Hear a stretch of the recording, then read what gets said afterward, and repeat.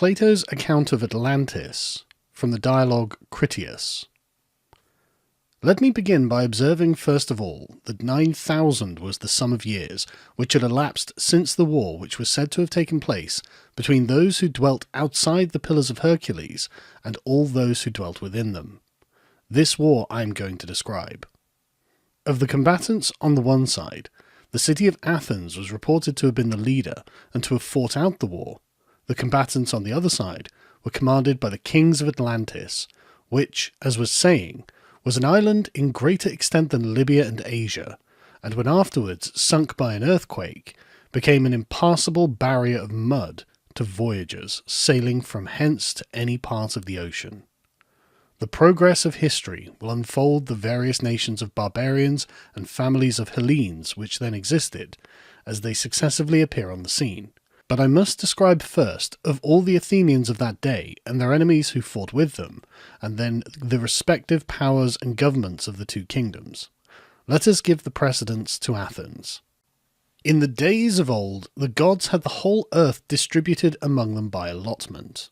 There was no quarrelling, for you cannot rightly suppose that the gods did not know what was proper for each of them to have, or, knowing this, that they would seek to procure for themselves by contention that which more properly belonged to others. They, all of them, by just apportionment, obtained what they wanted, and peopled their own districts. And when they had peopled them, they tended us, their nurslings and possessions, as shepherds tend their flocks, excepting only that they did not use blows or bodily force, as shepherds do, but governed us like pilots from the stern of a vessel, which is an easy way of guiding animals, holding our souls by the rudder of persuasion according to their own pleasure. Thus did they guide all mortal creatures. Now, different gods had their allotments in different places which they set in order. Hephaestus and Athena, who were brother and sister, and sprang from the same father, having a common nature, and being united also in love of philosophy and art, both obtained as their common portion this land, which was naturally adapted for wisdom and virtue. And there they implanted brave children of the soil, and put into their minds the order of government. Their names are preserved, but their actions have disappeared by reason of the destruction of those who received the tradition and the lapse of ages. For when there were any survivors, as I have already said, there were men who dwelt in the mountains, and they were ignorant of the art of writing, and had heard only the names of the chiefs of the land, but very little about their actions. The names they were willing enough to give to their children, but the virtues and the laws of their predecessors they knew only by obscure traditions, and as they themselves and their children lacked for many generations the necessaries of life, they directed their attention to the supply of their wants, and of them they conversed to the neglect of events that had happened in times long past. For mythology and the inquiry into antiquity are first introduced into cities when they begin to have leisure, and when they see that the necessaries of life have already been provided, and not before. And this is the reason why the names of the ancients have been preserved to us, and not their actions. This I infer because Solon said that the priests in their narrative of that war mentioned most of the names which are recorded prior to the time of Theseus, such as Cecrops, Erechtheus, Erechthonius, and Erechtheision, and the names of the women in like manner. Moreover, since military pursuits were more common to men and women, the men of those days, in accordance with the custom of the time, set up a figure and image of the goddess in full armour, to be a testimony that all animals which associate together, male as well as female, may, if they please, practice in common the virtue which belongs to them without distinction of sex. Now, the country was inhabited in those days by various classes of citizens. There were artisans, there were husbandmen, and there was also a warrior class originally set apart by divine men. The latter dwelt by themselves, and had all things suitable for nurture and education. Neither had any of them anything of their own, but they regarded all that they had as common property, nor did they claim to receive of the other citizens anything more than their necessary food.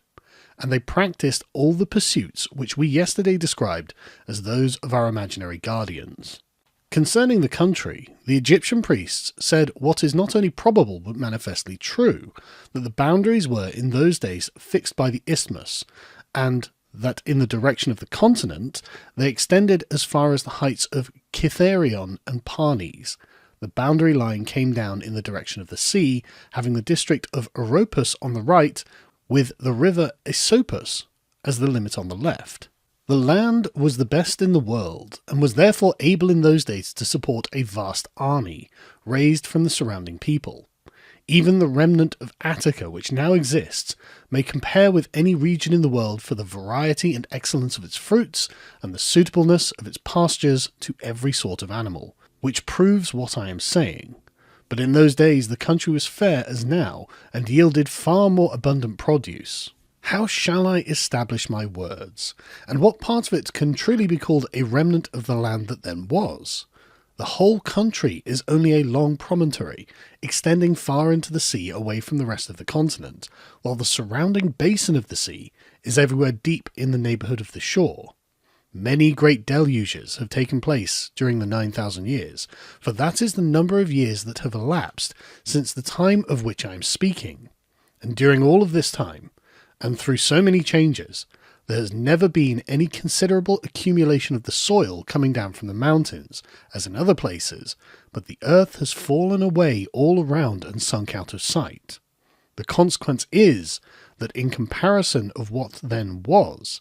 there are remaining only the bones of a wasted body, as they may be called, in the case of small islands, all the richer and softer parts of the soil having fallen away, and the mere skeleton of the land being left.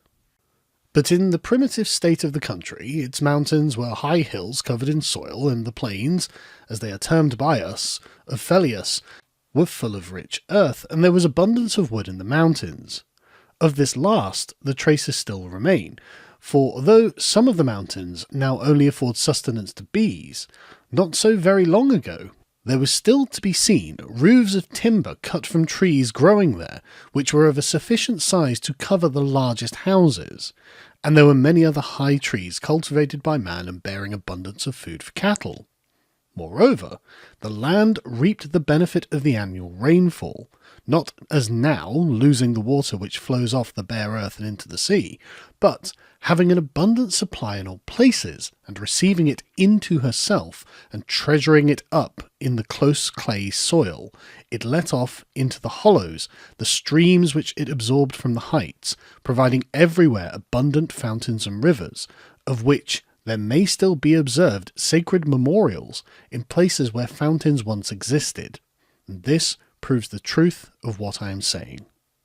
Such was the natural state of the country, which was cultivated, as we may well believe, by true husbandmen, who made husbandry their business, and were lovers of honour and of noble nature, and had the best soil in the world, an abundance of water,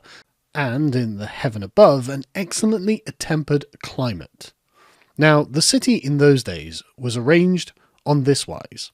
In the first place, the Acropolis was not as now, for the fact is that a single night of excessive rain washed away the earth and laid bare the rock. At the same time there were earthquakes, and then occurred the extraordinary inundation, which was the third before the great destruction of Deucalion. But, in primitive times, the hill of the Acropolis extended to the Eridanus and Ilissus, and included the Pnyx on one side, and the Lycabettus as a boundary on the opposite side to the Pnyx, and was all well covered with soil, and level at the top, except in one or two places. Outside the Acropolis, and under the sides of the hill, there dwelt artisans, and such of the husbandmen as were tilling around the ground near. The warrior class dwelt by themselves around the temples of Athena and Hephaestus at the summit, which, moreover, they had enclosed with a single fence, like a garden of a single house. On the north side they had dwellings in common, and had erected halls for dining in winter, and had all the buildings which they needed for their common life, besides temples, but there was no adorning of them with gold and silver, for they made no use of these for any purpose. They took a middle course between meanness and ostentation, and built modest houses, in which they and their children's children grew old, and they handed them down to others who are like themselves, always the same. But in summertime they left their gardens and gymnasia and dining halls, and then the southern side of the hill was made use of by them for the same purpose, Where the Acropolis is now there was a fountain, which was choked by the earthquake, and has left only the few small streams which still exist in the vicinity, but in those days the fountain gave an abundant supply of water for all, and of suitable temperament in summer and in winter. This is how they dwelt, being the guardians of their own citizens, and the leaders of the Hellenes, who were their willing followers. And they took care to preserve the same number of men and women through all time, being so many as were required for warlike purposes, then as now, that is to say, about 20,000. Such were the ancient Athenians, and after this manner they righteously administered their own land and the rest of Hellas. They were renowned all over Europe and Asia for the beauty of their persons, and for the many virtues of their souls, and of all men who lived in those days, they were the most illustrious. And next, if I have not forgotten what I heard when I was a child, I will impart to you the character and origin of their adversaries. For friends should not keep their stories to themselves, but have them in common.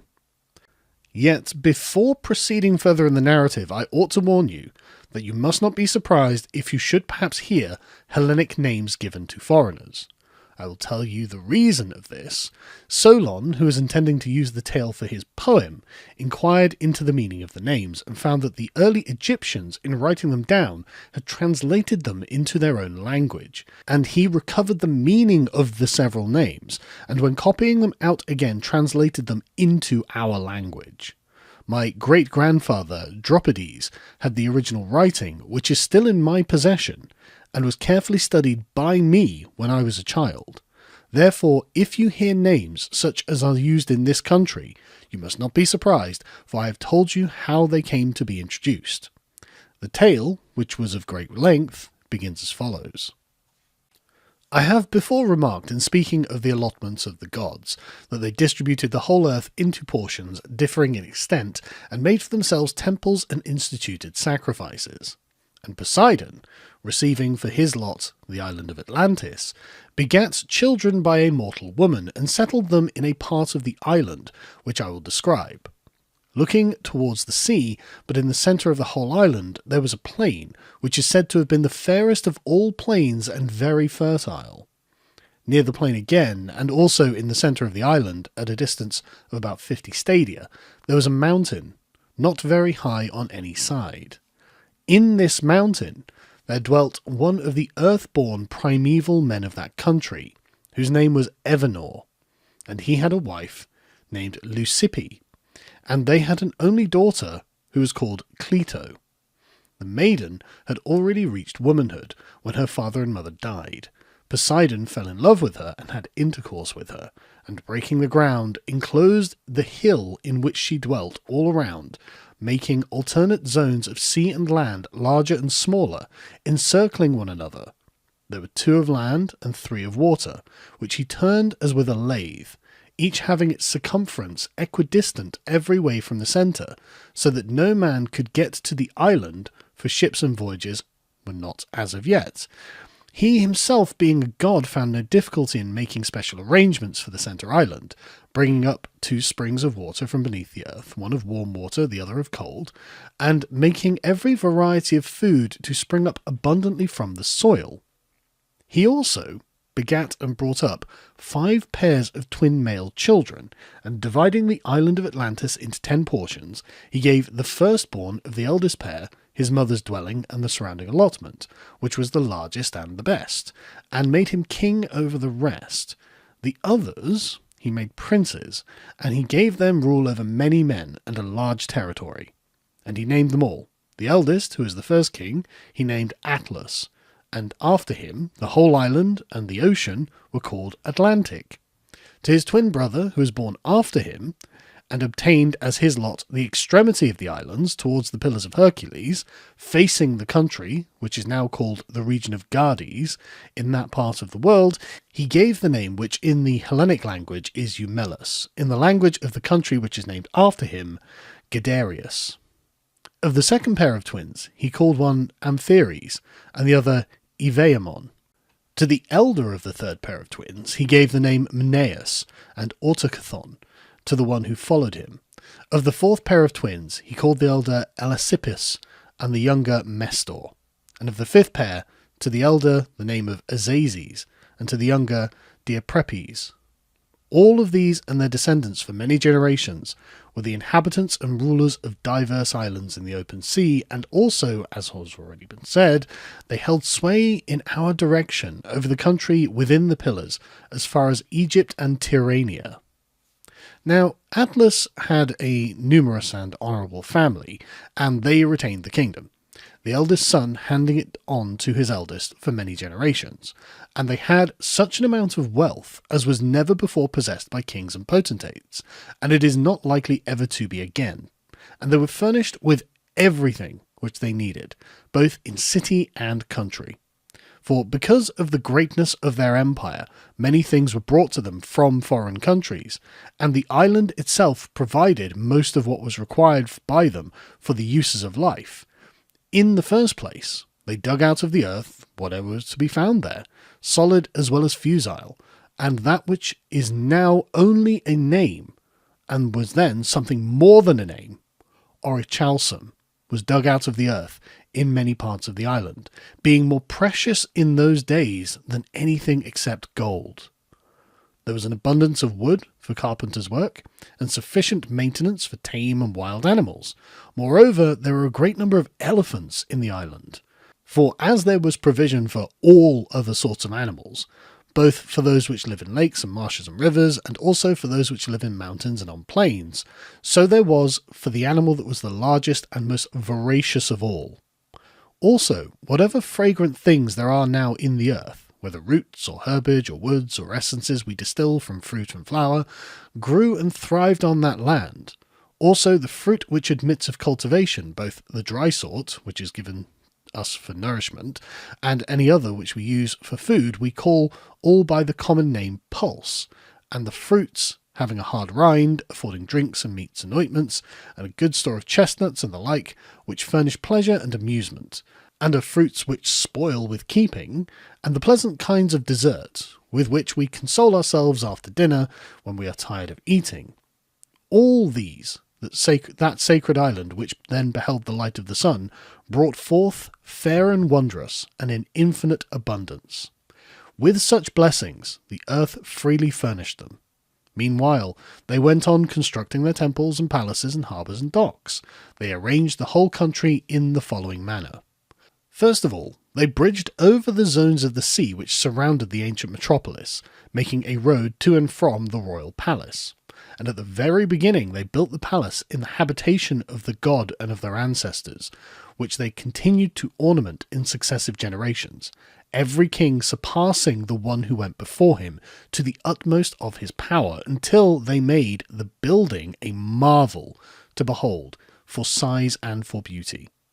And in beginning from the sea, they bored a canal of 300 feet in width and 100 feet in depth and 50 stadia in length, which they carried through to the outermost zone, making a passage from the sea up to this, which became a harbour, and leaving an opening sufficient to enable the largest vessels to find ingress. Moreover, they divided at the bridges the zones of land which parted the zones of the sea, leaving room for a single trireme to pass out of one zone into another, and they covered over the channels so as to leave a way underneath for the ships, for the banks were raised considerably above the water. Now, the largest of the zones into which a passage was cut from the sea was 3 stadia in breadth, and the zone of land which came next of equal breadth. But the next 2 zones, one of water, the other of land, were 2 stadia, and the one which surrounded the central island was only a stadium in width. The island in which the palace was situated had a diameter of 5 stadia.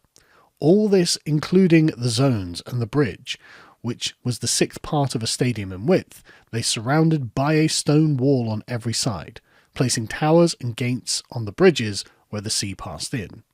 The stone which was used in the work they quarried from underneath the centre island, and from underneath the zones on the outer as well as the inner side. One kind was white, another black, and a third red, and as they quarried, they at the same time hollowed out double docks, having roofs formed out of the native rock. Some of their buildings were simple, but in others they put together different stones, varying the colour to please the eye, and to be a natural source of delight. The entire circuit of the wall, which went around the outermost zone, they covered with a coating of brass, and the circuit of the next wall they coated with tin, and the third, which encompassed the citadel, flashed with the red light of orichalcum. The palaces in the interior of the citadel were constructed on this wise. In the centre was a holy temple dedicated to Plato and Poseidon, which remained inaccessible and was surrounded by an enclosure of gold. This was the spot where the family of the 10 princes first saw the light, and thither the people annually brought the fruits of the earth in their season from all the 10 portions, to be an offering to each of the 10. Here was Poseidon's own temple, which was a stadium in length and half a stadium in width, and of a proportionate height, having a strange barbaric appearance. All the outside of the temple, with the exception of the pinnacles, they covered in silver, and the pinnacles with gold. In the interior of the temple, the roof was of ivory, curiously wrought everywhere with gold and silver and orichalcum, and all the other parts, the walls, the pillars, and the floor, they coated with orichalcum. In the temple, they placed statues of gold. There was the god himself, standing in a chariot, the charioteer of 6 winged horses, and of such a size that he touched the roof of the building with his head. Around him there were 100 Nereids, riding on dolphins, for such was thought to be the number of them by the men in those days. There were also in the interior of the temple other images which had been dedicated by private persons, and around the temple on the outside were placed statues of gold of all of the descendants of the 10 kings and of their wives, and there were many other great offerings of kings and of private persons coming from both the city itself and from the foreign cities over which they held sway. There was an altar too, in which size and workmanship corresponded to this magnificence, and the palaces, in like manner, answered to the greatness of the kingdom and the glory of the temple. In the next place they had fountains, one of cold, another of hot water, and in gracious plenty flowing, and they were wonderfully adapted for use by reason of the pleasantness and excellence of their waters.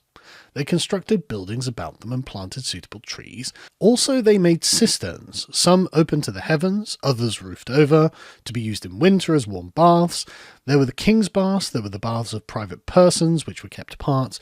and there were separate baths for women and for horses and cattle, and to each of them they gave as much adornment as was suitable. Of the water which ran off they carried some to the grove of Poseidon, where were growing all manner of trees of wonderful height and beauty owing to the excellence of the soil, while the remainder was conveyed by aqueducts along the bridges to the outer circles, and there were many temples built and dedicated to many gods, also gardens and places of exercise for some men and others for horses in both of the 2 islands formed by the zones, and in the centre of the larger of the 2 there was set apart a race course of a stadium in width and in length, allowed to extend all around the island for horses to race in. Also there were guard houses at intervals for the guards, the more trusted of whom were appointed to keep watch in the lesser zone, which was nearer the Acropolis, while the most trusted of all had the houses given them within the citadel, near the persons of the king. The docks were quite full of triremes and naval stores, and all things were quite ready for use. Enough of the plan of the royal palace. Leaving the palace and passing out across the 3, you came to a wall which began at the sea and went all around. This was everywhere distant 50 stadia from the largest zone or harbour, and enclosed the whole, the ends meeting at the mouth of the channel which led to the sea. The entire area was densely crowded with habitations, and the canal and the largest of the harbours were full of vessels and merchants coming from all parts, who, from their numbers, kept up a multitudinous sound of human voices, and din and clatter of all sorts, night and day. I have described the city and the environs of the ancient palace nearly in the words of Solon, and I must now endeavour to represent the nature and arrangement of the rest of the land. The whole country was said by him to be very lofty and precipitous on the side of the sea, but the country immediately about and surrounding the city was a level plain, itself surrounded by mountains which descended towards the sea. It was smooth and even, and of an oblong shape, extending in one direction 3,000 stadia, but across the centre inland it was 2,000 stadia. This part of the island looked towards the south, and was sheltered from the north. The surrounding mountains were celebrated for their number and size, and beauty, far beyond any which still exist, having in them also many wealthy villages of country folk, and rivers and lakes and meadows supplying food enough for every animal, wild or tame, and much wood of various sorts, abundant for each and every kind of work. I will now describe the plain, as it was fashioned by nature, and by the labours of many generations of kings through long ages. It was, for the most part, rectangular and oblong, and where falling out of the straight line followed the circular ditch. The depth and width and length of this ditch were incredible, and gave the impression that a work of such extent, in addition to so many others,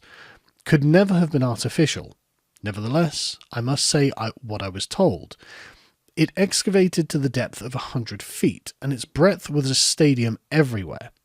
It was carried round the whole of the plain, and was 10,000 stadia in length. It received the streams which came down from the mountains, and winding around the plain and meeting at the city, was there let off into the sea. Further inland, likewise, straight canals of 100 feet in width were cut from it through the plain, and again let off into the ditch leading to the sea. These canals were at intervals of 100 stadia, and by them they brought down wood from the mountains to the city, and conveyed the fruits of the earth in ships, cutting transverse passages from one canal into another and to the city. Twice in the year they gathered the fruits of the earth, in winter having the benefit of the rains of heaven, and in summer the water which the land supplied by introducing streams from the canals. As to the population, each of the lots in the plain had to find a leader for the men who were fit for military service, and the size of a lot was a square of 10 stadia each way, and the total number of all the lots was 60,000. And of the inhabitants of the mountains, and of the rest of the country, there was also a vast multitude, which was distributed among the lots, and had leaders assigned to them according to their districts and villages. The leader was required to furnish for the war a sixth portion of a war chariot, as to make up a total of 10,000 chariots, also 2 horses and riders for them, and a pair of chariot horses without a seat, accompanied by a horseman who could fight on foot, carrying a small shield, and having a charioteer who stood behind the men-at-arms to guide the 2 horses. He was also bound to furnish 2 heavy-armed soldiers, 2 slingers, 3 stone shooters, and 3 javelin men, who were lightly armed, and 4 sailors to make up the complement of 1,200 ships. Such was the military order of the royal city. The order of the other 9 governments varied, and it would be wearisome to recount their several differences. As to the offices and honours, the following was the arrangement from the first. Each of the 10 kings in his own division and in his own city had the absolute control of the citizens, and in most cases of the laws, punishing and slaying whomever so he would. Now, the order of precedence among them and their mutual relations was regulated by the commands of Poseidon, which the law had handed down. These were inscribed by the first kings on a pillar of orichalcum, which was situated in the middle of the island, at the temple of Poseidon, whither the kings were gathered every 5th and 6th year alternatively, thus giving equal honour to the odd and to the even number. And when they were gathered together, they consulted about their common interests, and inquired if anyone had transgressed in anything, and passed judgment, and before they passed judgment, they gave their pledges to one another on this wise. There were bulls who had the range of the temple of Poseidon, and the 10 kings, being left alone in the temple, after they had offered prayers to the god that they might capture a victim which was acceptable to him, hunted the bulls, without weapons but staves and nooses, and the bulls which they caught they led up to the pillar and cut its throat over the top of it, so the blood fell upon the sacred inscription. Now, on the pillar, besides the laws, there was inscribed an oath invoking mighty curses on the disobedient. When, therefore, after slaying the bull in the accustomed manner, they had burned its limbs,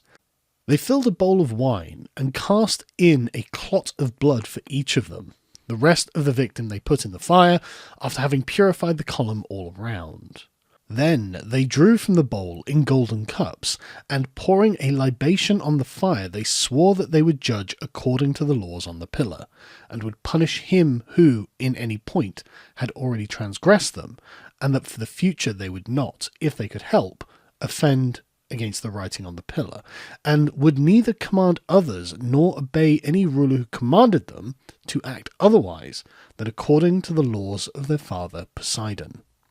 This was the prayer which each of them offered up for himself and for his descendants, at the same time drinking and dedicating the cup out of which he drank in the temple of the god. And after they had supped and satisfied their needs, when darkness came on, and the fire about the sacrifice was cool, all of them put on the most beautiful azure robes, and, sitting on the ground at night over the embers of the sacrifices by which they had sworn, and extinguishing all the fire about the temple, they received and gave judgment. If any of them had an accusation to bring against anyone, and when they given the judgment, at daybreak they wrote down their sentences on a golden tablet, and dedicated it together with their robes to be a memorial. There were many special laws affecting the several kings inscribed about the temples, but the most important was the following. They were not to take up arms against one another, and they were all to come to the rescue if any one in any of their cities attempted to overthrow the royal house. Like their ancestors, they were to deliberate in common about war and other matters, giving the supremacy to the descendants of Atlas. And the king was not to have the power of life and death over any of his kinsmen unless he had the assent of the majority of the 10. Such was the vast power which the god settled in the lost island of Atlantis, and this he afterwards directed against our land for the following reasons, as tradition tells. For many generations, as long as the divine nature lasted in them, they were obedient to the laws, and well affectioned towards the god whose seed they were, for they possessed true and in every way great spirits, uniting gentleness with wisdom in the various chances of life, and in their intercourse with one another. They despised everything but virtue, caring little for their present state of life, and thinking lightly of the possession of gold and other property, which seemed only a burden to them. Neither were they intoxicated by luxury, nor did wealth deprive them of their self-control, but they were sober and saw clearly that all of these goods are increased by virtue and friendship with one another, whereas by too great regard and respect for them, they are lost and friendship with them. By such reflections, and by the continuance in them of a divine nature, the qualities which we have described grew and increased among them. But when the divine portion began to fade away, and became diluted too often and too much with the mortal admixture, and the human nature got the upper hand, they then, being unable to bear their fortune, behaved unseemly, and to him who had an eye to see grew visibly debased, for they were losing the fairest of their precious gifts. But to those who had no eye to see the true happiness, they appeared glorious and blessed at the very time they were full of avarice and unrighteous power. Zeus, the god of gods, who rules according to law, and is able to see into such things, perceiving that an honourable race was in a woeful plight, and wanting to inflict punishment on them, that they might be chastened and improve, collected all the gods into the most holy habitation, which, being placed in the centre of the world, beholds all created things. And, when he had called them together, he spake as follows. The rest of the dialogue of Critias has been lost.